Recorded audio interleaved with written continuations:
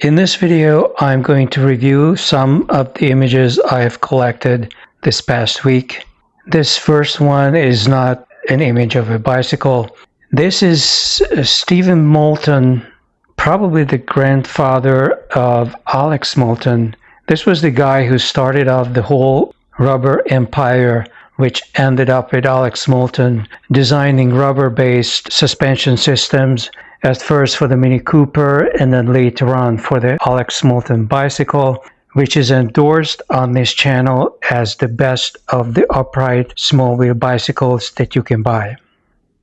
This second picture I am posting just because it is so beautiful. The Brompton you see in the foreground has been upgraded to some extent, but it's a nice, very nice bike, but it's just the whole picture that looks so great for me, and it kind of shows you the joy of traveling by bike and doing day trips or longer. Given that this guy has no trailer or any kind of luggage that I can see, I assume that this is just a day trip. This is in Italy, by the way. It looks like Mount Fuji in Japan, but this is actually on the Italian countryside. Just a very beautifully done picture. And here is a very rare piece of a Mizutani birdie. Mizutani, I believe, is still around in Japan. They used to sell a lot of birdie and other stuff. I'm not sure if they are still selling them though. I do not know if they ever made the bike, but it looks like they actually made it, or maybe they customized it and they sold it. Who knows? But this is like one of those primordial first generation birdie bicycles with the German flag on it. Here is another angle of the bike. I must say this original angular design I liked better than the monocoque, and there is hope that they are going back in that direction, but in a more modern way, not with a tubular design, but something more angled. And here is a primordial Brompton, one of the earliest of them. Note the folding mechanism on the steering column in the front. And note how the rear carrier has been integrated into the triangle itself. So it probably could carry a lot more than today's Bromptons, which have a kind of a bolt-on option for carrying luggage in the rear. Now, the eternal problem which Brompton has never fixed is that this part is just too close to the pedal.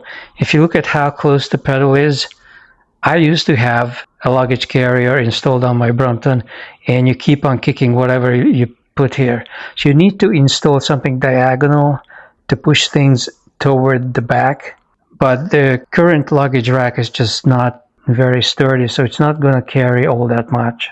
But this specimen of an early Brompton is in excellent shape. This is what it looks like folded up.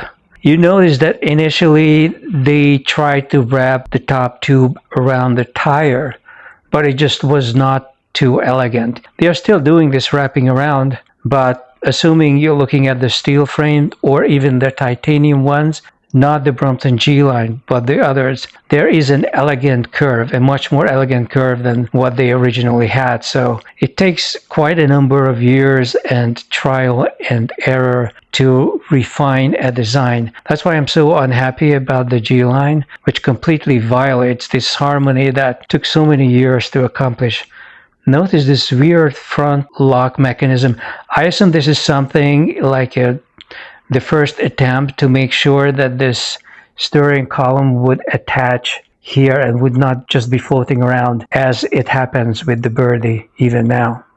Here is another beautiful picture. I like the way the sun is in the center of the frame. This is an Alex Moulton space frame, not the most expensive of them because there is no space frame seat post holder, and it's very simple. It's either a single speed with not even a rear cable brake, but something like a back pedal drum brake situation. It could also be a 2-speed that you can shift without a wire. Alex Moulton used to sell those options. And I really like the way this bag is just attached in a very short way to a rear luggage carrier, which in most cases can be expanded. You can put a much bigger one over here, but if you just want a little bit of stuff, Carrying it so close to the seat post tube is actually a very good way to do it. Unfortunately, you might be kicking it a little bit, although it's a narrow bag.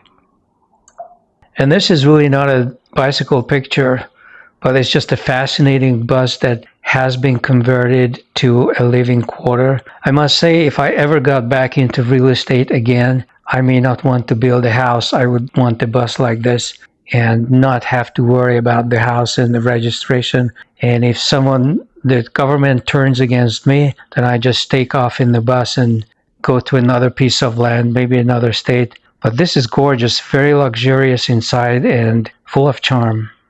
This is a picture I'm adding just because it's an interesting example of people traveling so far on a Brompton. I believe this is in the French countryside, and you can see that they are really piled up. I would have preferred to get trailers because they are definitely kicking this bag.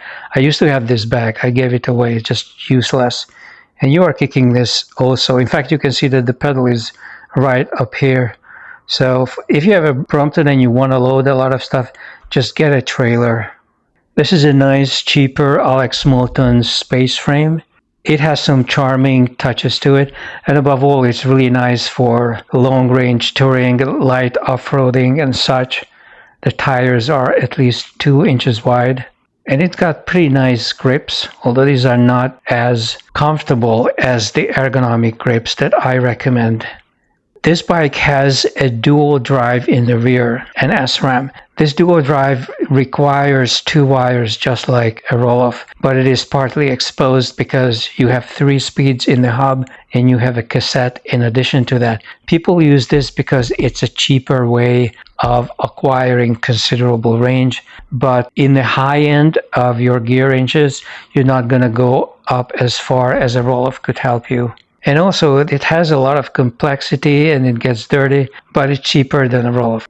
Here you can see the grips, very attractive, although not necessarily the most comfortable. I would prefer a pair of Ergons, and now they come with a cork version as well to be environmental. This is a fun picture of Birdie owners, just showing that Brompton people are not the only people who get together. Unfortunately, I'm not crazy about putting 20-inch wheels into the original monocoque design. It really does not look any better than when Brompton is trying to do that with the G-line. This is a very artistic image of an absolutely gorgeous, expensive Alex Moulton, exposed, brushed, and polished metal. And you can see that there is a space frame even for the seat post. So the price here is minimum $10,000 and probably a lot higher. Very nice close-ups of this bike. I would say polished metal is probably the nicest way to configure a bike, if you don't mind silver. And this is a really nice photo, just the artistic aspect of it, of the all exposed metal frame in front of that creative barrier and the background with that building. Really nice. I think it's somewhere in the Far East. Is it Singapore? I'm not sure. This is a highly unusual bike I found. It is a trifold in a way, trying to be a bit like a Brompton, but it's totally different. And you see a gap over here. It does not mean there is front suspension. I don't see it. It seems to have around 16-inch wheels, which are suspended just from one side.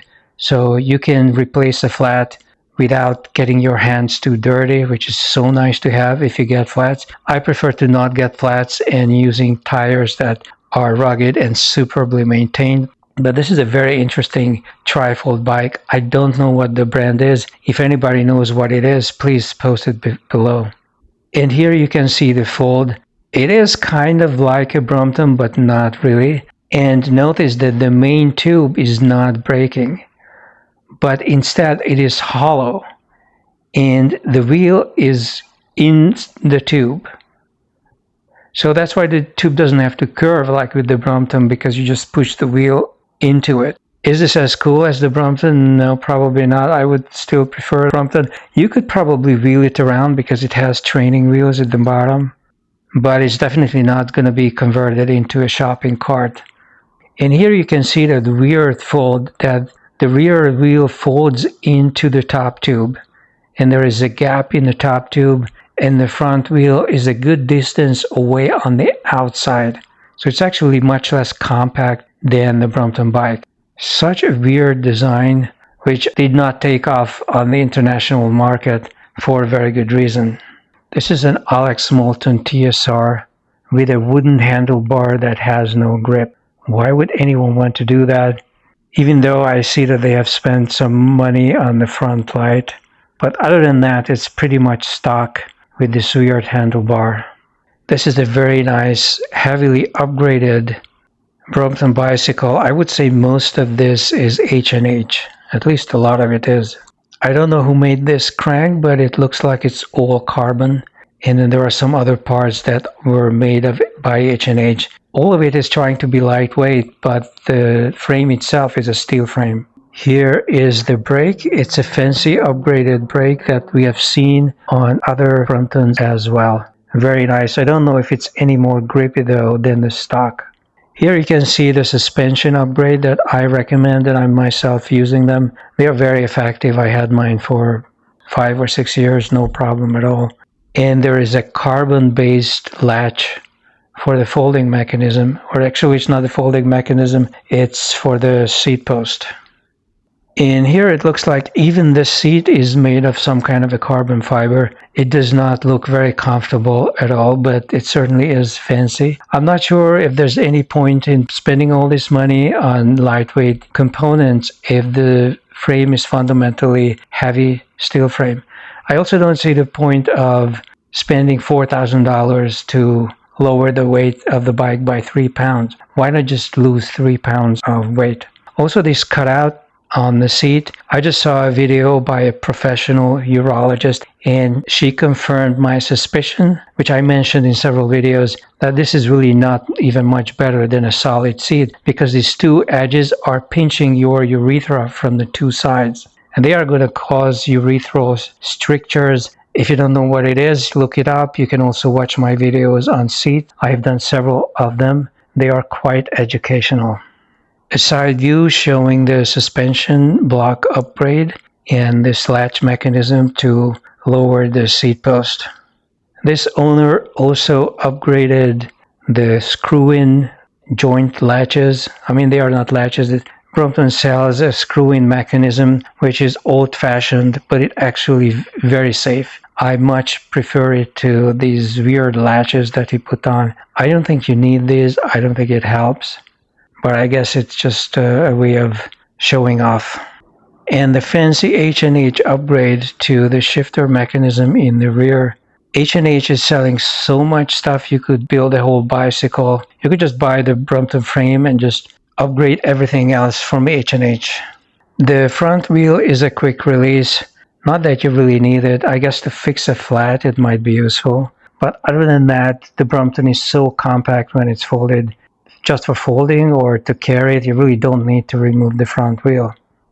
This is an interesting picture comparing a classic Alex Moulton design from the 80s or 70s to a Honda motorcycle from the same era.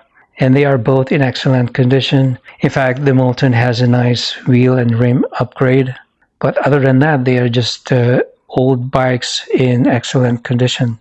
The titaniumbike is not a recommended bike on this channel, but I do give them an honorable mention. The only models that I do recommend are the cargo bikes. I think they make excellent cargo bikes. Also, this one is more of a speed bike, and I think their speed bikes are pretty good as well.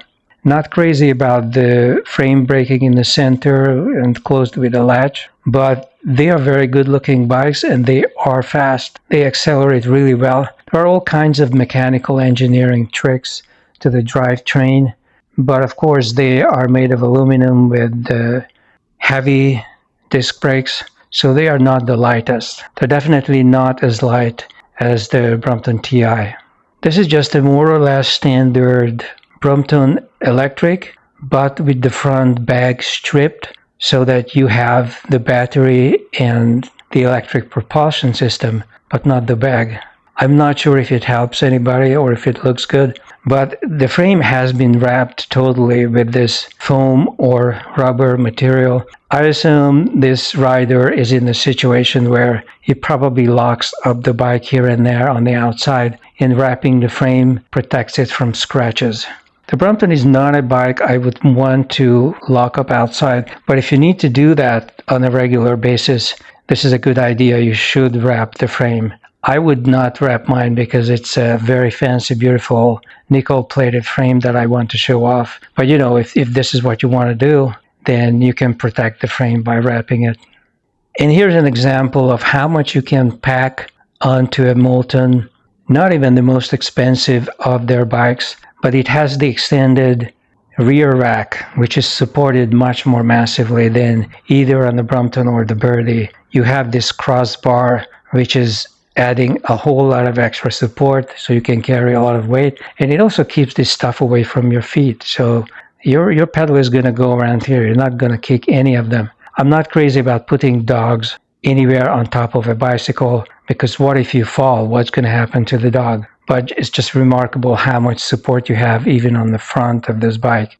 Very nice setup, especially for long rides, or though the tires are a bit skinny for touring. This Brompton bike piqued my attention because of the fully covered rear wheel. For some reason they covered the rear but not the front, but it looks really cool, and I've been thinking about some similar aerodynamic solutions. And I don't know if this was a custom-made or homemade idea. It's interesting that the brake apparently is hitting not the rim, but the wheel cover. So this has to be some kind of a professional job so that you could brake just by hitting the cover. Or is the cover really down here and you're really not disturbing the rim? It's very smooth. The attachment is very professional, very smooth. Just a very good-looking bike. This is a Brompton Titanium, heavily upgraded. You see that the brakes, the drivetrain, the grips, the seat, everything has been upgraded. I'm not too crazy about this bike, but it's certainly better than the G-Line. At least it is not out of proportion. And this is also a nice picture, just showing off traveling by bike. This is the same bicycle, and you see the carbon fiber upgrade, the chain wheel. There's also this weird suspension block. I don't know if this is actually made of carbon fiber. Carbon fiber is not supposed to be flexible. So this is supposed to be a flexible block. It could be just a piece of tape that they put on for decoration. That's probably what it is. I would have preferred to use the suspension block I recommend, which is such a significant upgrade to have. Nice upgrades in the rear. Everything is carbon fiber on the drivetrain. Custom brakes. So as light as the Brompton Titanium already is, I wonder how light this bicycle can be. I have no data on it. Even the rims seem to be at least partially carbon fiber. So it could be maybe 15 pounds, 16 pounds, who knows. This is a very sharp looking Brompton. It's a steel frame, so I don't think there's any point in putting up all the carbon fiber, but they have done it, I think, because it looks cool. Maybe with the custom wheels, I guess you could reduce the weight by 2 pounds maximum. So instead of a 25-pound steel bike, you have a 23-pound bike for an extra $2,000 or $3,000. You could just lose 2 pounds. And this is my final image that I saved. This is Alex Moulton's most expensive fat tire bike. It has disc brakes front and rear. It's about at least $10,000 if I remember correctly. And this is the only color in which it's available. A very nice metallic paint job. And it has the bullhorn handlebar, which is not really for touring, but some people like to use it. And lots of luggage capability. In fact, you can probably add a rear rack to all of this stuff. A very nice and expensive fancy bike to show off if you have the money. This is it for the current video. I recommend that you like the video and subscribe to the channel if you haven't done so already. Also, make sure to check out the links below, especially my shopping page. These top 3 are my own products. This is the book that tells you all about how to max out a bike, or how I have done it, not just to install an electric motor, but to max it out every way: speed, performance, comfort, This is the T-bar I am making for the Zooter scooter. It's a great scooter, but if you don't have enough of a height or a width, you may want to consider it. And finally, I have the t-shirts. These are my products. The rest of them are I'm just providing links to other people's products. If it's on Amazon, I get a tiny percentage. If not, I'm providing the links anyway because it's just a professional courtesy. And I want to say a few words about the t-shirts because t-shirts with this level of detail do not exist. Not to mention that you can't really get a t-shirt with other than the Brompton. There are many, in my opinion, pretty plain and oversimplified Brompton t-shirts out there. Definitely nothing for the birdie or the molten. Here is my birdie illustration, and here is the molten. Very detailed. Nobody has t-shirts and hoodies like this. And if you can't decide as to which bike you want to put up, I have t-shirts and hoodies that have all of these bikes on the same design. Isn't that wonderful? I'll be back.